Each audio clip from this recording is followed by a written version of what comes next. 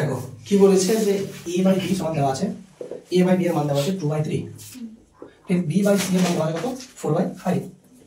তোমাকে বলেছে যে a plus b by b plus c এর মান কত। এই তো অঙ্ক। নিয়ম হচ্ছে কি যে আমাকে এখানে a এর মান বসাবো, b এর মান বসাবো, b এর মান বসাবো, c এর মান বসাবো, হিসাব করে বের করবো। তো তুমি যদি বলো a এর মান 2 তো b এর মান 3, এখানে b এর মান 3 তো এখানে b এর মান 4 চলে এসেছে। তো ঠিক আছে না ভুল আছে? ভুল আছে।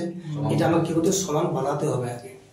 তো এখানে 3 আছে, এটা 4 আছে, 3 4 এর এলসিএম কত 12। এক কাজ করো একেও 12 বানিয়ে ফেলো, একেও 12 বানিয়ে ফেলো। যদি একে 12 বানাতে হয় তো একে 4 করতে হবে না, তো উপর নিচে 4 গুণ করে দাও। আর এখানে যদি 12 বানাই 3 দিয়ে গুণ, এখানেও 3 দিয়ে গুণ। ঠিক আছে, কারণ কোনো একটা অনুপাতের যদি আমি উপর নিচে সেম সংখ্যা গুণ করি কোনো কিছু চেঞ্জ হয় না। ঠিক আছে, অনুপাতটা ওটাই থাকে।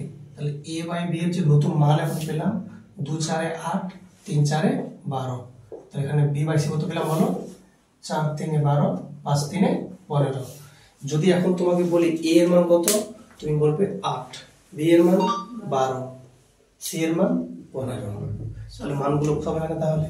তাহলে যদি মানগুলো বসাই a কত বললে 8, তো 8 প্লাস b হচ্ছে 12, 12 প্লাস c হচ্ছে 15। 8 12 যোগ করে 20, 15 12 27। ঠিক আছে না? তো आंसर 20:27। দেখো অপশন কোনটা আছে? অপশন এ বলেছে 9 এবং 16 এর মধ্য সমানুপাতে। 9 ও 16 এর মধ্য সমানুপাতে কি?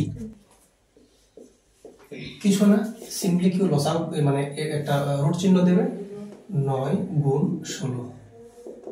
16 মানে দেখো 9 মানে কি 3 3 এ 9, 9 মানে 3 3 এ 9, আর 16 মানে 4 4 এ 16। তো এটা মানে কি জোড়া করে নামাতে হবে আমাকে। দুটো 3 এ একটা 3, দুটো 4 এ একটা 4, 3 4 এ 12। দুই ব্যক্তির বর্তমান বয়সের অনুপাত 5:7। তো বর্তমানে ওদের যে অনুপাতটা বয়সের সেটা হচ্ছে কত 5:7। এটা বর্তমানে, হ্যাঁ এটা কিন্তু বর্তমানে। ঠিক আছে, মানে একজনের বয়স যদি 50 হয় তো ওর হবে 70। এটা হচ্ছে অনুপাত, তাই তো? তাই তো নাকি? হ্যাঁ, বর্তমান বয়সের অনুপাত এটা। 16 বছর আগে, 16 বছর আগে তাদের বয়সের অনুপাত ছিল 3:5। তাহলে আগে মানে 16 বছর আগে ছিল, 16 বছর আগে কত ছিল 3:5, তাই তো? তোমার এর ছিল 3 যোগ 30, যদি এর হবে কত 50। তাহলে বলো তো, আচ্ছা দুজনের বয়সের পার্থক্য যে গ্যাপটা আছে, গ্যাপটা কখনো পরিবর্তন হয়? হবে না।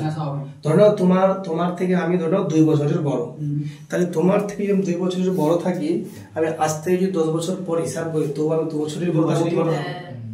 তাহলে বয়সের যে গ্যাপটা তখন কি থাকবে? ফিক্স। তাহলে এখানে গ্যাপ কত আছে? 2 বছর। এখানে গ্যাপ কত আছে? 2 বছর। তাহলে এর গ্যাপটা ফিক্স আছে না? গ্যাপটা কি আছে? ফিক্সড আছে। আরেকটা জিনিস, যদি 16 বছর পরে বলছি আমরা, 16 বছর পরে, তো এখান থেকে তাহলে 5 থেকে যদি 3 যাচ্ছে, এর আগে বছর আগে বলেছে 5 থেকে 3 কত যাচ্ছে পিছন দিকে? 2। 7 থেকে 5 কত যাচ্ছে পিছন দিকে? 2। তাহলে ওই তাহলে 7 যাচ্ছে 2 যাচ্ছে পিছন দিকে। আমরা যদি পিছন দিকে আমরা 2 যাই, তাহলে তোমরা আমাকে বলবে পিছন দিকে যদি 2 আমি ফিরে যাই তাহলে 2 বছর ফিরে যাচ্ছে পিছন দিকে। মানে কত যাচ্ছে আমি? 16 বছর। 2 এর মানে 16 বছর। তো 2 এর যদি মানে 16 হয় তো 1 এর মানে 8, তাই তো? তাহলে বলো তো লোকটার বর্তমান বয়স কত? কি বর্তমান চেয়েছে না কি চেয়েছে? হ্যাঁ, বর্তমান। তাহলে এই 5 এর মান কত হবে তাহলে বলো? 8 5 এ 40, আর এই 7 এর মান 56। তাহলে একজনের বয়স 40 বছর আর একজনের 56 বছর। কি বলেছে যে 6400 টাকা 3 জন শ্রমিকের মধ্যে 3/5:2:5/3 অনুপাতে ভাগ করা হলে দ্বিতীয় শ্রমিক পাবে। এটা আনবো না? হ্যাঁ, তো ক টাকা ভাগ করবে? 6400 টাকা ভাগ করবে 3 জনের মধ্যে। কি অনুপাতে? একটা হচ্ছে 3/5, একটা কত 2, আর একটা 5/3। তো অনুপাতটাকে ভালো করে বানাও। তো সবগুলোকে 3 দিয়ে, সরি 3 না, 5 3 15 আছে না, 15 দিয়ে গুণ করে দাও। এখানে 15 গুণ, এখানে 15 গুণ, এখানে 15 গুণ, তাহলে কাটো তাহলে। তাহলে 5 3 এ 15, 3 5 এ 15, কত হলো তাহলে? 3 3 এ 9, 15 দিয়ে 30, 5 5 এ 25। তার এ পাবে 9 ভাগ, 30 ভাগ, 25 ভাগ। কত হচ্ছে মোট তাহলে? যোগ করে কত হচ্ছে মোট এটা বলো তো? 5 আর 9, 4 হলো 1, 3 2 5 আর 64। তাহলে সবগুলো যোগ করে পেয়ে গেলাম কত? 64। 64 এর মান হচ্ছে 64 একের মান 100। বলছে যে মাঝে আছে বি, এটা বি না, কত? 30 পাবে। তাহলে 30 এর মান কত?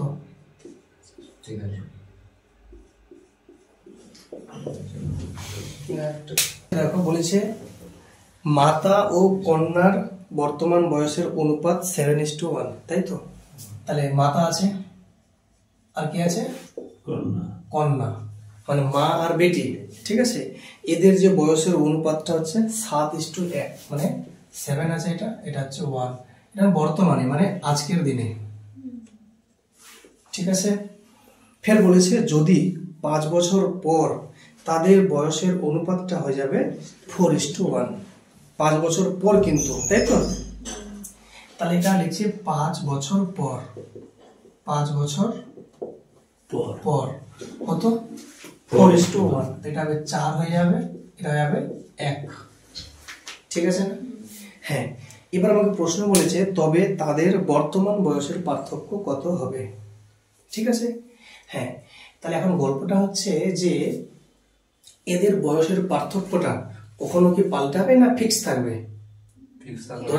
ধরো আমি এর থেকে 5 বছরের বড়, তাহলে আজ থেকে 10 বছর পর আমি কত বছরের বড় হবো? 5 বছরের বড় থাকবো। তাহলে বয়সের যে গ্যাপটা 5 বছরই থাকবে ফিক্স। তো এরকম বর্তমানে এদের বয়সের পার্থক্য কত আছে? 6। 7 আর 1 এর পার্থক্য কত? 6। এখানে পার্থক্য কত আছে? 3। সমান আছে না নাই? নাই। সমানটা বানাতে হবে। তাহলে এখানে কত পার্থক্য হচ্ছে? তাহলে 6। এখানে পার্থক্য কত হচ্ছে? 3। তাহলে সমান আমাকে বানাতে হবে। তাহলে আগে সমানটা আমাকে বানাতে হবে পার্থক্যটা। তাহলে এখানে যখন গ্যাপটা যখন হয়ে যাচ্ছে এটা 6 আর এই গ্যাপটা হয়ে যাচ্ছে 3, তাহলে একেও তুমি 6 বানাও, একেও 6 বানাও, তাহলে হয়ে যাবে গ্যাপটা ইকুয়াল। তো যদি একে 6 বানাতে হয় তাহলে কত গুণ করবো? 2। তার মানে এখানে 2 গুণ, এখানেও 2 গুণ। তাহলে এইটা এখন কোথায় গুণপাতটা বলো তো? 2 4 কত? এটা 8 হবে। তাহলে এটা কত হবে? 2 1 কে 2। এই অনুপাতটা এখন এটা হয়ে গেল। আর এটা কত থাকবে বলো? এটা যা আছে তাই থাকবে। কারণ 6 মানে কি? 6 তো বানানো আছেই অলরেডি। ওকে, আর কিছু গুণ করতে হবে না, বা 1 গুণ করা। 1 গুণ করা মানে ওটাই। তো 7:1 এটা আগে আছে, মানে বর্তমান বয়সটা। আর 5 বছর পর 8:2। ক্লিয়ার না? তাহলে বলো তো এখানে এদের গ্যাপটা কত হলো? 6 বছর। এখানে কত গ্যাপ? 6 বছর। গ্যাপটা সমান হয়ে গেল না? এবার কি করব? এই যে বর্তমান থেকে 5 বছর পর এইটা পার্থক্য কত হচ্ছে? এখানে 5 বছর। তাহলে এটা কত পার্থক্য? এখানে 1। এই 1 এর মান কত? তাহলে 5। এই 1 এর মান যদি 5 হয়, আমাকে বলেছে বর্তমানে বয়সের কি বলেছে? পার্থক্য কত, নাকি? হ্যাঁ, বর্তমানে বয়সের পার্থক্য কত? তো বর্তমান বয়স কোনটা ওদের? 7 আর 1 আছে। কত পার্থক্য আছে এখানে? 6। তাহলে 6 এর মান কত? 1 এর মান যদি 5 হয় তো 6 এর মান 30। আনসার তাহলে 30 বছরের গ্যাপ। আনসার তাহলে অপশন এ। 28 ঘন্টায় সুজন, ঠিক আছে? সুজন সখী, সুজন নামে এক ব্যক্তি 500টি প্রদীপ তৈরি করতে পারে। হ্যাঁ, তো এই যে সুজন নামে আছে ব্যক্তি, তো কতক্ষণ কাজ করছে? 28 ঘন্টা। তো 28 ঘন্টা যখন কাজ করছে কতগুলো বানাচ্ছে প্রদীপ? 500টা বানাচ্ছে। তাহলে সেই ব্যক্তি যদি আরো 14 ঘন্টা যদি বেশি কাজ করে, 14 ঘন্টা যদি বেশি কাজ করে, তাহলে 28 + 14 হবে না? তো কত হচ্ছে বলো? তাহলে 42 নাকি? 42। 28 + 14 42। তাহলে এতক্ষণ যদি কাজ করে, বেশি মানে কি এতক্ষণ এক্সট্রা আছে টাইম তাহলে, তাহলে 28 ঘন্টা প্লাস এত ঘন্টা, তাহলে কতগুলো বানাবে? ধরে নিচ্ছি আমি এক্সট্রা বানাই মনে করুন প্রদীপ, ঠিক আছে? তাহলে সিম্পলি আমরা হিসাবটা করি, তাহলে কত হলো? এটাকে 14 দিয়ে কাটো তাহলে নাকি, 14 2 28, 14 3 42, 2 দিয়ে কাটো, 2 কত হবে? এটা 250, ঠিক আছে না? তাহলে এক্স এর মান কত পেলাম বলো? তাহলে এক্স এর মান পেয়ে গেলাম 250 ইন্টু 3 মানে 750। তাহলে যেখানে ও 28 ঘন্টায় বানাচ্ছিল 500টি প্রদীপ, এখন সেই ব্যক্তি, ঠিক আছে, 14 ঘন্টা যখন বেশি কাজ করছে তখন ও বানাচ্ছে 750টা প্রদীপ। তাহলে আগের থেকে বেশি না কম বানাচ্ছে? বেশি। আগে করতো 500টা, এখন 750, কতগুলো বেশি? 250 বেশি। তাহলে 750 থেকে 500 যখন লেস করবে সেটা হয়ে যাবে 250, তাহলে এতগুলো বেশি বানাচ্ছে, অপশন বি হচ্ছে। যেটা পরের ম্যাথ লেখা আছে, বলছে একটি হেডফোন, গান শোনার হেডফোন, ঠিক আছে, একটি হেডফোন 270 টাকায় বিক্রি করলে 10% ক্ষতি হয়।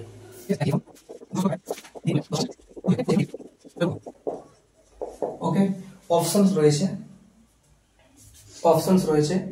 220, 280, 300, 320, 220, 280, 300, 320 হেডফোন আছে, ঠিক আছে? আমরা প্রত্যেক গান শুনি, তো গানটা যখন ও গানটা না, হেডফোনটা যখন ও হেডফোনটা বিক্রি করছে 270 টাকায়, তো এতে ওর লস হয়ে গেল 10%।